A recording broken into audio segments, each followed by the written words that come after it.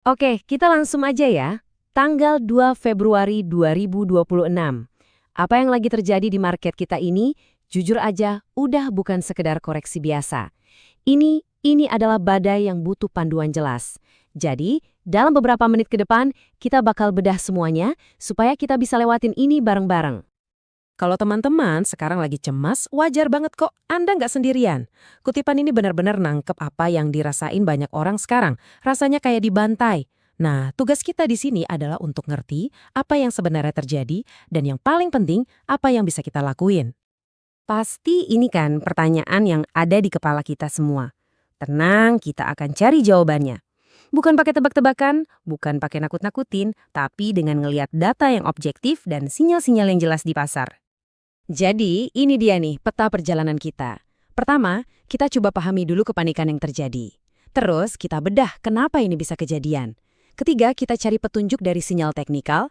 Keempat, kita bikin rencana aksi buat portofolio kita. Dan terakhir, kita cari tanda-tanda kapan badai ini akan reda. Oke, kita masuk ke bagian pertama, memahami kepanikan. Layar trading isinya merah semua, dan rasa cemas investor retail itu, wah, kerasa banget. Yuk kita urai dulu, apa sih akar dari kepanikan massal ini? Nah, pemicu utamanya itu di sini. Ketika IHSG jebol di bawah level 8.000. Angka ini tuh bukan cuma angka biasa ya, ini semacam benteng psikologis. Begitu benteng ini runtuh, wah, langsung banyak banget sistem stop loss yang kena. Dan itu bikin kejatuhannya makin cepat, makin dalam. Istilah kerennya, kondisi pasar sekarang ini lagi di fase kapitulasi. Persis seperti yang bertulis di sini, ini adalah momen di mana orang udah nyerah. Udah nggak pakai logika, jual aja pokoknya di harga berapapun, saking takutnya. Dan harus diingat, di fase inilah kesalahan investasi paling fatal biasanya dibuat. Sekarang, ayo kita cari tahu akarnya. Dan ini penting banget buat dicatat ya. Kejatuhan ini bukan karena fundamental ekonomi Indonesia ambruk. Bukan. Ini lebih ke krisis kepercayaan yang dipicu sama sentimen dari luar. Nah, ini dia biang keladinya. Keputusan mendadak dari MSCI. Gampangnya gini. MSCI ini kayak wasitnya dana-dana investasi raksasa di seluruh dunia. Keputusan mereka itu jadi pemicu bola salju. Pasar jadi panik, takut dana asing bakal cabut semua. Dan sayangnya, ketakutan itu beneran terjadi. Dan inilah buktinya. Angkanya nggak main-main, 14 triliun rupiah dana asing keluar hanya dalam 1 minggu. Kebayangkan, waktu uang sebesar ini ditarik paksa dari pasar, ya likuiditas jadi kering, saham-saham paling bagus pun bisa rontok. Faktor kedua itu datang dari Amerika. Dolar lagi kuat-kuatnya, jadi investor global pada mindahin uangnya ke sana, ke tempat yang dianggap lebih aman. Jadi, ini benar-benar kombinasi maut. Isu MSCI dari dalam dihajar sama penguatan dolar dari luar. Badai yang sempurna buat pasar kita. Oke, cukup soal paniknya, cukup soal penyebabnya. Sekarang waktunya kita rileks, lihat data jadi objektif.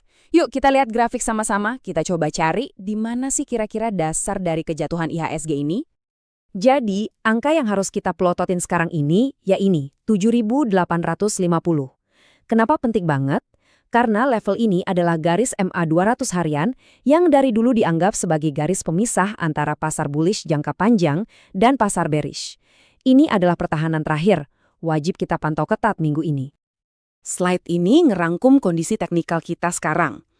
Semuanya kelihatan suram ya, tekanan jual gede banget. Bahkan saham-saham lokomotif kayak bank besar pun jebol.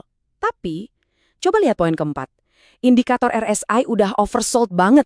Ini bisa jadi sinyal kalau tekanan jualnya udah di puncak, udah jenuh. Ini petunjuk penting yang harus kita perhatikan.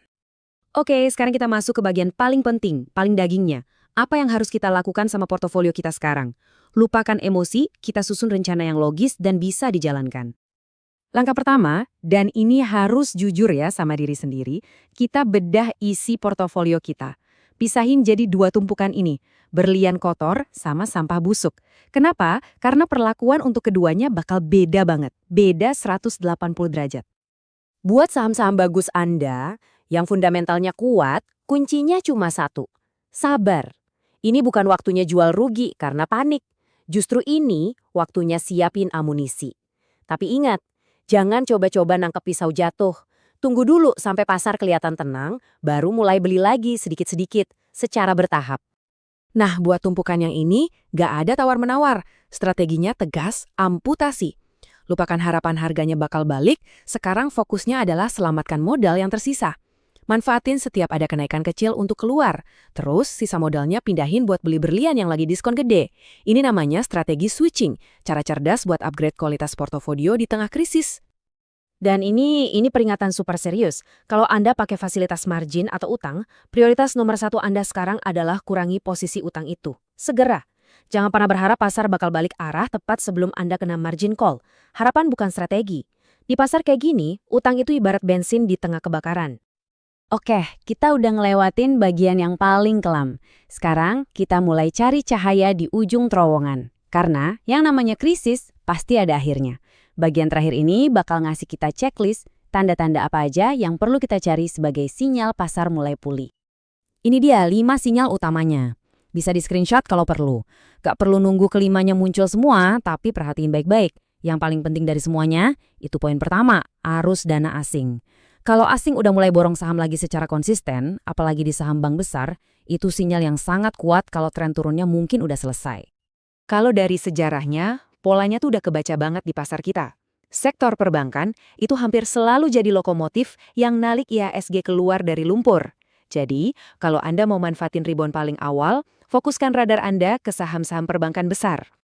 Satu hal terakhir yang sering dilupain, mental kita. Wajar banget kalau kita jadi takut beli lagi setelah rugi besar. Pahami kalau pemulihan itu nggak akan mulus kayak jalan tol. Seringkali pasar akan turun lagi buat ngetes level terendahnya sebelum benar-benar naik. Jadi, tetap pegang rencana Anda, jangan terbawa emosi sesaat. Dan ini semua ngerucut ke satu kutipan klasik dari Warren Buffett.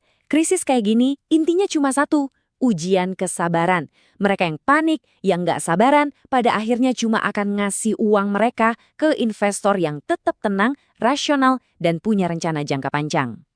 Jadi bolanya sekarang ada di tangan Anda. Setelah kita tahu apa yang terjadi, kenapa terjadi, dan apa yang harus dilakukan, pilihannya ada di kita semua. Apakah kita mau jadi pihak yang ngasih uang atau jadi pihak yang nerima? Jadikan momen ini bukan sebagai bencana, tapi sebagai kesempatan. Kesempatan buat jadi investor yang lebih bijak dan pastinya lebih kuat.